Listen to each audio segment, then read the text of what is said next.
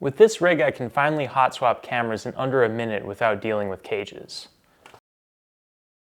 So lately I've been thinking about moving away from camera cages. When I bought the S5 IIX as my third camera, the thought of buying yet another camera-specific cage just felt unappealing. I mean, cages are like, something that you replace constantly. Like, it's like very camera-specific and doesn't really help you in the long run. Cages are kind of like kids' shoes. You buy them, outgrow them, and then when it's time to sell them, they're actually not worth that much to anyone else. So you just end up donating it or something like that. This is my perfect solution for hot swapping cameras without having to buy a cage for each individual camera. And in this video, I'm going to show you how I set it up and why it's a game changer if you own multiple cameras that share the same accessories that you're switching between constantly. Cages add weight, which is sometimes a good thing, but recently I've been doing more run and gun videography, and lightening my load is more of a priority than adding weight to stabilize the footage. And also the S5 IIX has excellent IBIS.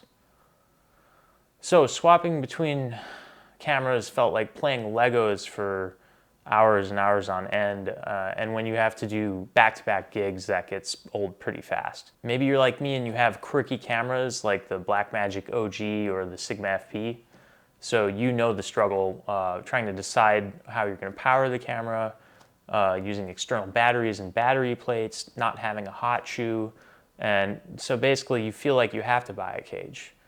But I actually don't think you do, and I'm going to show you kind of how I went about avoiding a cage. So the core of this setup is the SmallRig V-mount battery plate that folds into a right angle, and it's been a lifesaver.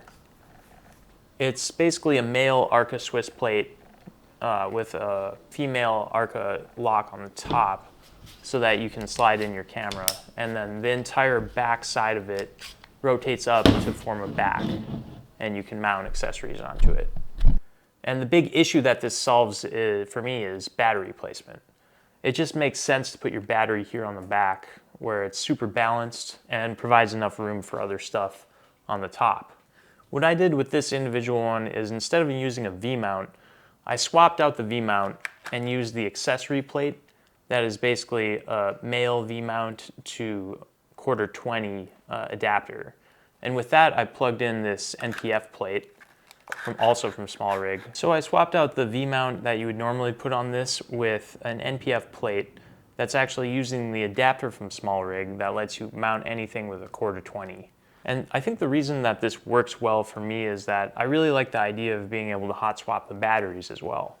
Instead of having to basically unplug all these different power cables into a new V-mount, I can just simply take this off and put a fresh one on. And so I think eventually what I'm trying to do is get a V-mount battery plate that functions in the same way as this NPF battery plate does. But then I feel like it kind of defeats the purpose.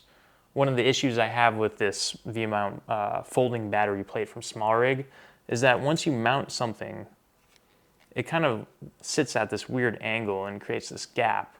And also, I feel like it's just not a very efficient use of the space and adding bulk and whatnot. So I think it could be improved a little bit. You'll see the second thing that I did was actually add another cheese plate with 1/4-20" threads on the inside of this. Modify it using this plate from Nitsy, or I believe it's from Nitsy, but the important thing is it basically has these top 3 mounting holes that lets you get a vertical point on this entire setup. And I mount that on this slot right here on the SmallRig plate using 2 1/4" threads and simply putting it in here.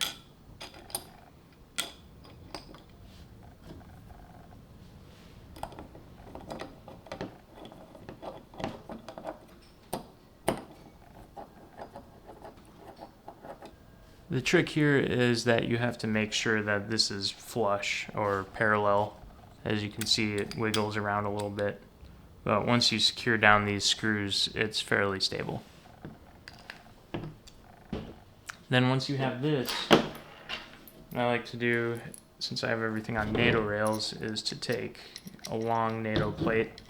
I believe this is the 25mm NATO rail, but I'll confirm that and update the listing in the description. Take these two here, and then that is ready to go right there. And that allowed me to mount a second NATO rail where I could put my top handle. Clearly I took a lot of inspiration from DSLR shooter Caleb Pike's video, The Perfect Video Rig, but I really like what he did there, so I used that in my setup. And then here I put a second NATO rail on the NITSI top handle to just add another mounting point, and I put my monitor on that. And then depending on what I need, I either basically put the top handle or the monitor on it. This lets me attach the Portkey PT5, which is a pretty popular monitor and super compact, so it works for me. Further improvements, what I did here was I took the NPF to 1/4 inch adapter plate that I've talked about previously. It's a 3D printed part that I found on Thingiverse, and what I did is I attached my own product, actually, full disclosure. This SSD mount is something that I sell through my company that I developed and have a co-manufacturer making. But essentially what it lets me to do is mount this SSD right here and then slide in my Rode Wireless Go 2 into this hot shoe mount. And so that pretty much completes the setup. But the main reason for this entire setup is being able to hot swap cameras without cages. So I'll show you how that works now. Okay, so now I have all 3 cameras that I own here ready, set up, ready to basically put everything in the rig. Starting with the Lumix S5 2X, I already have the dummy battery in there. Extend this a little bit.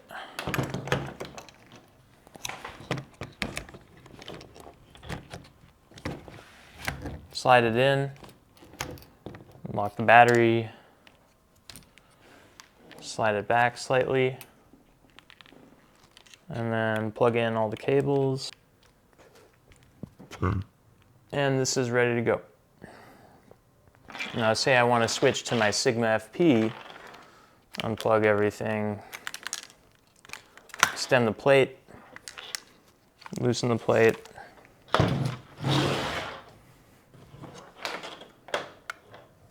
slide in the FP, lock the plate down, plug in my battery cables,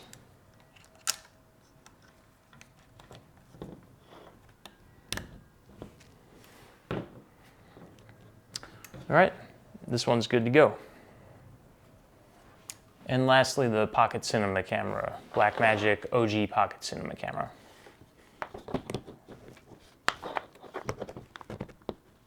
Slide it in, lock the plate again, plug the power into the 12 volt this time, swap the port keys over to 7.4 volt barrel jack. Very delicately plug in the HDMI port, and this is ready to go as well.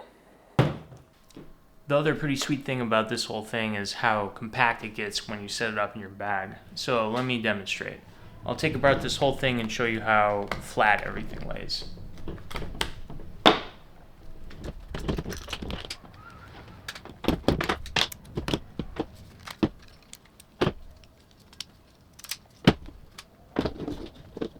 So as you can see, this is a pretty compact setup, and it really fits everything down pretty small right in my bag. I don't even need a separate larger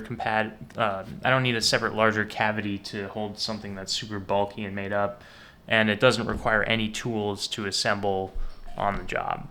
So as you can see, it's a very straightforward and simple way to switch between cameras and keeping all of your accessories basically rigged up the same.